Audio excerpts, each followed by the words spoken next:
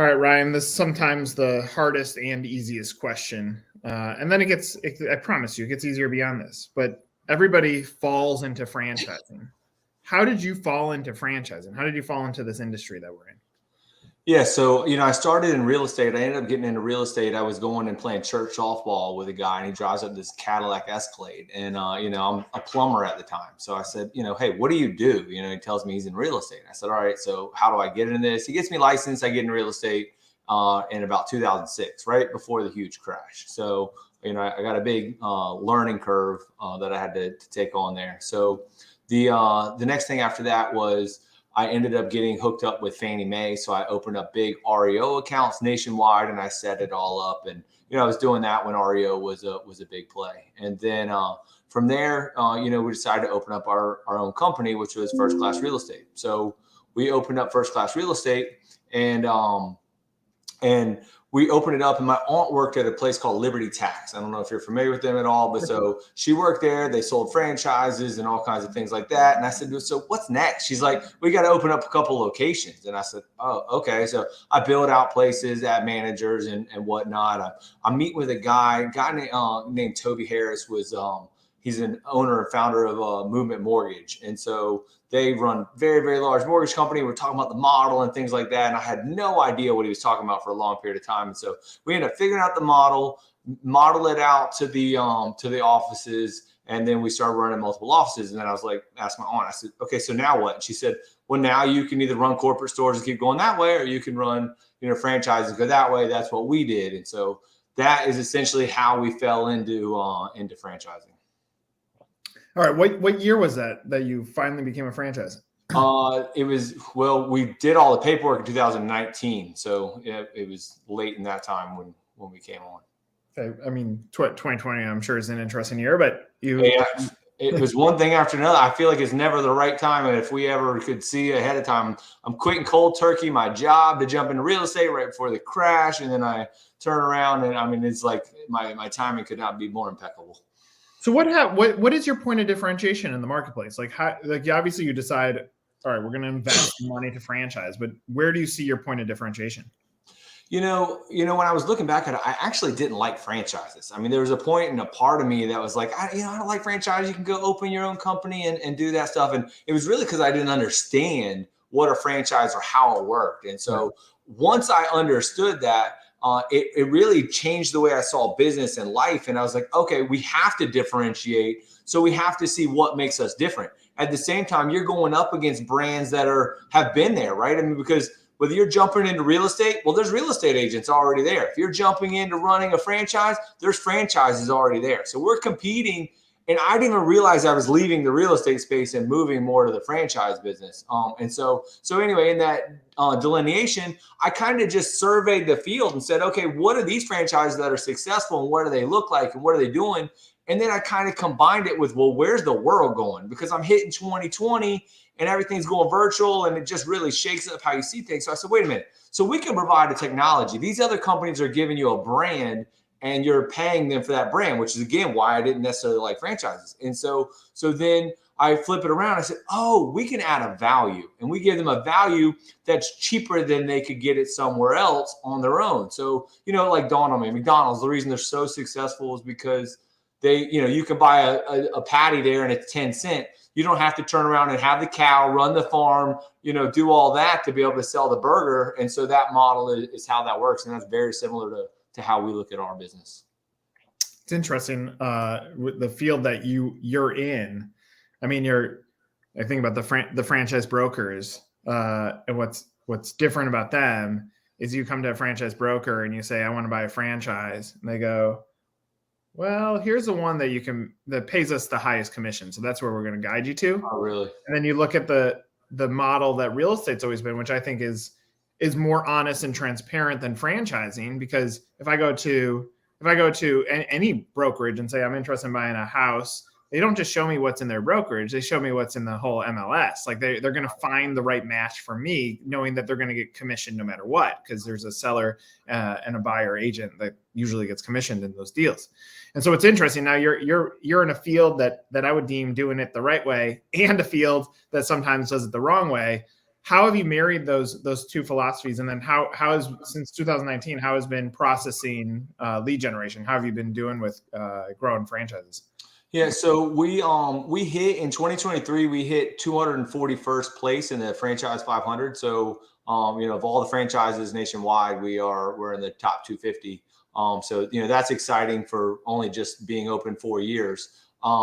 And as far as it goes, we've really almost narrowed down our focus to what we're looking for. And when we're looking for a certain customer, it's usually somebody already in the real estate space. They're already in that space. They understand it. And they're just saying, wait a minute, I'm giving all this money to a brokerage. I could own my own brokerage because this gives me everything I need. A business in a box is what we call it. We actually just rebranded. I don't know if you saw it. So like on that logo that's there, that's all changing. We literally just launched like 2 weeks ago. But anyway, so it's a business in a box. And so the business in a box allows the agent to run. It allows the franchisee to run. And then we can centralize everything with us and pass those services that they need. And so that's worked out well for us, but now we know we need people. Either people are investing money to someone that wants to run the brokerage, or someone's already there. We'll pair up the money, the broker, and the person that's operating it. So we put those together. We've looked at some franchise consulting companies that would be able to sell it, but their model is different, right? They're running a lead gen where they're trying to get leads coming in.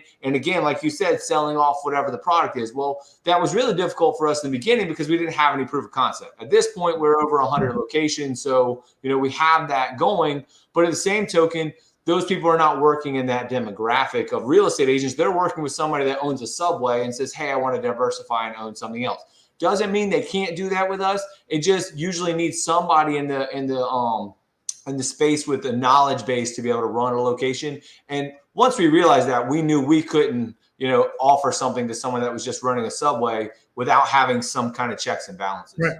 So you have 100 franchise locations now? I think it's 106. That's great. And how many franchisees? I don't know. I had to pull the report. There's a handful that have a multiple. So yeah. Well, some of them are scaling too, which I think the best sign of proof of concept is when franchisees start saying that I want more. Don't let someone else in here. So that's awesome. So if you reflect back, I mean, warts and all with 2020, which was chaotic from a real estate standpoint. Are you proud of the work that's been done? Like, are you like, check mark, we did it, or did you have different expectations? Wait, are we proud of that we did the franchise business? No, how far you've grown in franchising. Our goal is 4,000 locations, and with that is 2,000 franchisees. We actually end up selling another 22 area reps as well. So those are, as you probably know, everybody may not understand that, but we sold 22 area rep franchises as well on top of those. And so people bought area rep rights and they sold units as well. As going back to the 2020 concept, we grew 169% in 2020. So, we're over doubling in that year because our model was virtual, allowed them to not have the employees and not have the overhead of workspace. And again, that's going back to where we're going. Yeah. So those are some of our area reps as well. So we're excited to where it's going. I think what I didn't anticipate, which you would think after as many things as curveballs as we've gotten, I would have, but the industry, the business, the economy is changing, which changes things. And so, we end up seeing where it's ebbs and flows. People are coming and looking, hey, they're worried about interest rates, the real estate market, but we're up. I mean, we keep going up in growth. And so people are adding offices and growing. We're taking market share really, really rapidly. And then there's high level success and there's people that are having moderate success. Everyone has a different vision of what they want. And so, we're excited about that. And continually people inquiring, discovery days and things like that. So we're excited about that. Ryan, out of curiosity, I mean, to get to 4,000, obviously you're taking the right steps to do that. I mean, to go 0 to 100 in 4 years, 3.5 years is fantastic. At what point does that ride change because of how private equity works? I'm sure you've already received calls of, what are you guys doing? And would you guys be willing to sell? Like, do you hold on to this thing? Do you start adding more technology in real estate around the business? Like, have you talked about vision on that? So So far, we funded all of this ourselves. So I lost at one point $50,000 a month for like a year getting this thing going. So I was taking other businesses to fund it to getting there. At this point, we're profitable, pretty well profitable, and we're not done. So we're reinvesting that back in. Yes, we've had people knock on the door, ask some questions about different things like that. It's not off the table, but unfortunately, where we're at right now, we like control. And because if we want to make a change or do something, we can. On the flip side, the negative side is we're working on development of technology. We have always set up a concept of, instead of changing our value and lowering it by cost, we've increased value that we're giving. So that way, the people that came in the beginning, some of those people got good deals to get a proof of concept. And now they keep getting more than they were promised. And we've really pushed on doing that. So even what we're building out in technology now is really to say, all right, we've proven the concept, let's go get the technology. Some people are going to go start a franchise.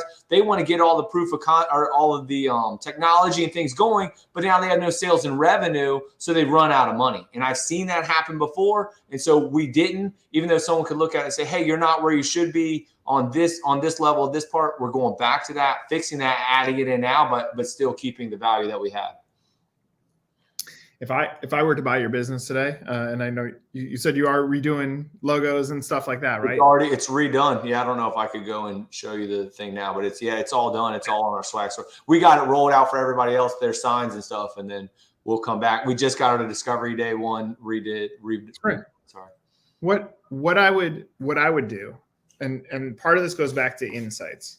And okay. I think a lot of franchise marketing groups don't gain insights. They sell tactics. So tactically, you build a website, right? When I land on your franchise side, it just says franchise. But what you just talked about from a journey standpoint was so much deeper than the word franchise. So one is, I would recommend you really define the why you, why now when you land on your site. Like, speak directly to me and say, this is why you want to join. Two things that franchise buyers say they need in the sales process, which again, you've awarded to 100. So it's not like you're not working, but they say two things: business model, which I can see in what you're doing with technology and lead generation and back office support. But the second thing, and almost equally as important, is culture. And so I'm stuck on this page because what I see here is culture. Mm-hmm. If you want to be a part of something that's bigger, this is why you join your organization. Mm-hmm. So if it was me, I would take that photo. I'd go over here. I'd get rid of this word join a franchise. I'd put all that tiling of photos here that shows culture. And then the reality is, when you start looking at, well, what is the culture? Like the back office support, the leads, and the technology, you're shortening the pathway to being successful in this category. And so I can see it pieced together, but not that you asked for my advice. No, I have a beautiful image. I would push culture as your number one. No, I agree. I can definitely see it. It's funny because I'm looking at a picture on mine that I'm looking at something that's called Culture of Excellence. That's the slide that's on Discovery Day. So when we do that, we don't usually utilize this as our marketing portal to people coming in, but I can see why you would go to it. Usually you find out about us and then you would go to the website. In most cases, somebody is coming to us on a different level, or we're reaching out and sharing with them direct. Yeah, and I mean, you'll see there's ghosts. If you look at your Google Analytics now, you'll see there are people coming to the site now that haven't given you their name, haven't filled out the form, and you want to push them faster to make that decision. And I already think with 100 done, 106, you already have a supply and demand issue, which is a good thing because that should push the fear of missing out to the candidate. So you're doing the right things. Lastly, and I like closing on this, let's talk about this ghost. There's someone who's gone to your website, hasn't given you their name. They're on the sidelines. They've been thinking about this. What do you want them to know about you to push them over the edge? I don't know. I mean, for us, we've done a little less of that we'd like to know more about them. I mean, at this point, we would like for people to be able to come to us and say, hey, here's what my business, here's what my stuff looks like, and then see if that's the right play. So we've somewhat done it that way. I know you're thinking of this in lead gen and stuff like that, but we haven't really run it that way. We've done more in our social aspect of like, hey, here's what we do, here's what we offer. You'd watch videos of the things like you're looking at that picture. So like that's all how we lead with what's going on, our events or things like that. And then when they reach out, we really just kind of question them. Hey, where do you want to go? What's your vision? What's your plan? We've done it that way. There's probably a million things, and it's really even become a difficult thing to explain this inorganic company that we have? Is it the technology?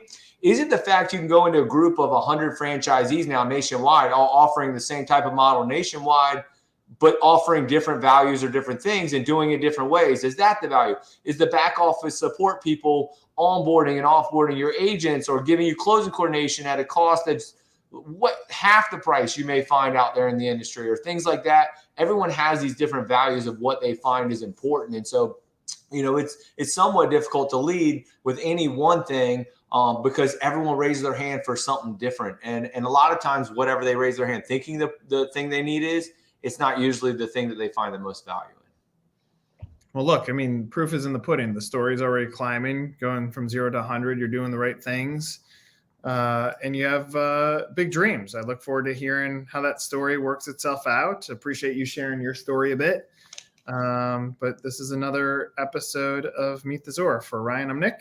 Thanks for watching. Take care, everybody. Thank you.